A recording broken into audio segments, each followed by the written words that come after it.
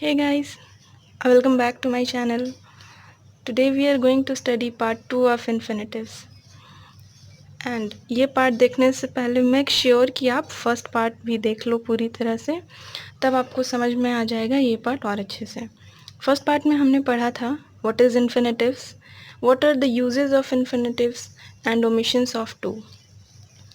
इस पार्ट में हम पढ़ेंगे कि इन्फिनेटिव्स को फर्दर कितने पार्ट्स में डिवाइड किया गया है, उनके स्ट्रक्चर्स क्या हैं और यूजेस क्या हैं। So let's continue. Infinitives has been further divided into indefinite infinitives, continuous infinitive, perfect infinitive and perfect continuous infinitive. इन चारों पार्ट्स के अलग अलग स्ट्रक्चर्स हैं, अलग अलग यूजेस हैं, उन पे बेस्ट सेंटेंसेस हम आगे पढ़ेंगे। सो पहला है इंडेफिनिट इन्फिनेटिव्स। जैसे टेंस में प्रेजेंट टेंस, पास्ट टेंस और फ्यूचर टेंस होता है और हर टेंस के 4 पार्ट्स में डिवाइड किया जाता है।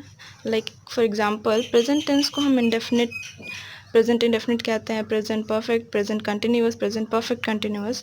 वैसे ही इन्हें भी 4 पार्ट्स में डिवाइड किया गया है। तो पहला इंडेफिनिट इन्फिनेटिव है, उसे हम पढ़ेंगे। इसका स्ट्रक्चर क्या होता है, 2 + V1 यूज़ होता है इसमें, जो कि इन्फिनेटिव्स का पहचान है। हमने पिछले चैप्टर्स में पढ़ा था कि पिछले पार्ट में पढ़ा था कि 2 के साथ हमेशा V1 आता है, मतलब वो इन्फिनेटिव है। Example, which is the river to flow in 7 countries. वह कौन सी नदी है जो 7 देशों में बहती है।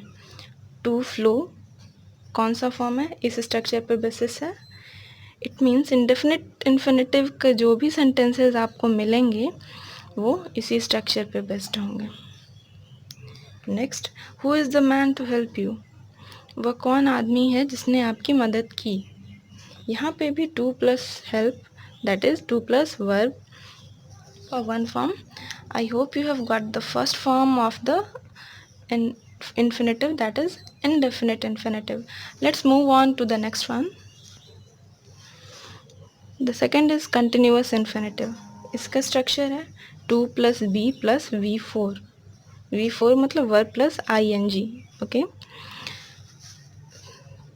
तो जनरली आपको इन सब को अपने सेंटेंसेस में यूज़ करना होता है। अगर आप ट्रांसलेशन भी बना रहे हो तो ये बहुत ही हेल्पफुल होता है, और अगर आप कॉम्पिटिटिव एग्ज़ाम्स की तैयारी करते हो तो एरर सॉल्व करने में ये बहुत ही हेल्पफुल होता है। Let's move on to the example. Who is the person to be calling you. वह कौन सा आदमी है जिसने आपको बुलाया। To be calling 2 + B + V4. It's based on this structure. The next one, which are the banks to be running in loss. वह कौन सी बैंक्स हैं जो घाटे में चल रही हैं। To be running is in this form. Third, you seem to be going somewhere. लगता है तुम कहीं जा रहे हो। To be going इस फॉर्म का है। और देखिए कितनी सिंपली आपने कितने डिफ़िकल्ट सेंटेंस को बना लिया। अगर आप ऐसे नॉर्मली सोचते हो कि लगता है तुम कहीं जा रहे हो, इसका हम इंग्लिश करते हैं, then you will be quite confused that how to convert it into English. But if you know the use of continuous infinitive, then you can easily tackle with this and can solve the sentences like this more. So next is perfect infinitives. इसका structure होता है 2 + have + V3। ed या d लगा होता है verb में। Example, someone seems to have come here. लगता है कोई यहाँ आया है। come, came, come. It is V3 come and it is based on the structure. Got it? Second one is India is supposed to have won this match. India यह match जीत जाएगा। To have +1, this structure, 1 is V3.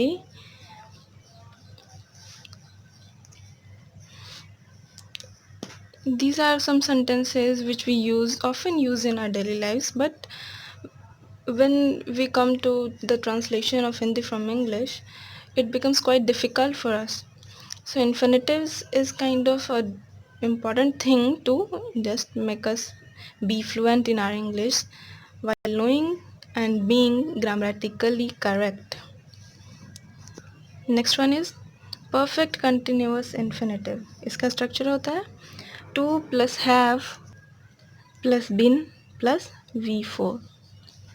Example, he seemed to have been teaching since 7 o'clock. ऐसा लगता है कि वह 7 बजे से पढ़ा रहा है. To have plus been plus teaching, V4 है टीचिंग. और अगर हमें अक्सर कहना होता है कि किसी अगर कोई टीचर पढ़ा रहे हैं तो वह इतने बजे से पढ़ा रहे हैं.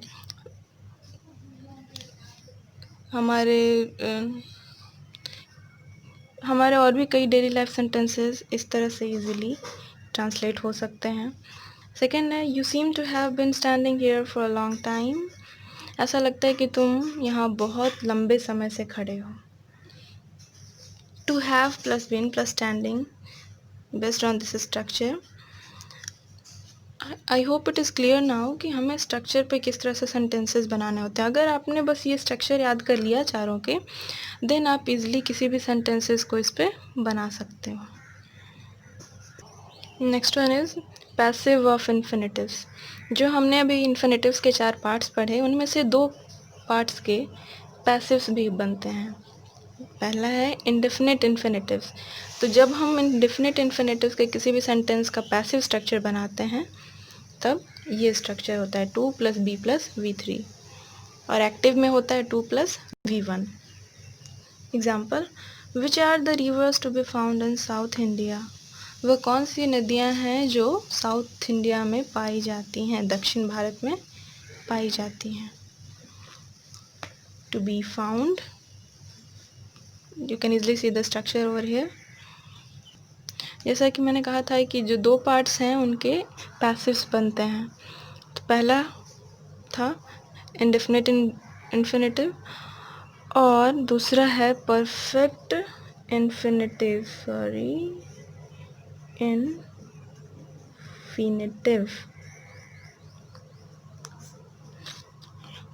Sorry for the mistake.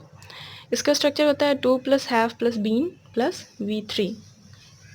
इस स्ट्रक्चर पे एग्जांपल देते हैं. Who is the actor to have been given this award. To have plus been plus given is v3. यहाँ पे वो कौन सा एक्टर है जिसे यह अवार्ड मिला. ठीक. सो गाइज, जो पहला हमारा पार्ट था वो यूजेस पे बेस्ड था, ओमिशंस पे बेस्ड था. लेकिन ये पार्ट हमें सेंटेंसेस के फॉर्मेशन कैसे होता है वो सिखाया उसने. अगर हम किसी भी तरह के सेंटेंसेस का फॉर्मेशन जानना चाहते हैं तो हमें इस पार्ट को ज़रूर से ज़रूर पढ़ना चाहिए और इनके जितने भी टाइप्स हैं उनके स्ट्रक्चर्स याद कर लेने होंगे. अगर एक बार स्ट्रक्चर्स याद हो गया then you can solve all this kind of problems for the whole life time. So guys, I hope आपको मेरा ये वीडियो पसंद आया हो. अगर पसंद आया हो तो like, share, comment and subscribe ज़रूर करें. Thank you.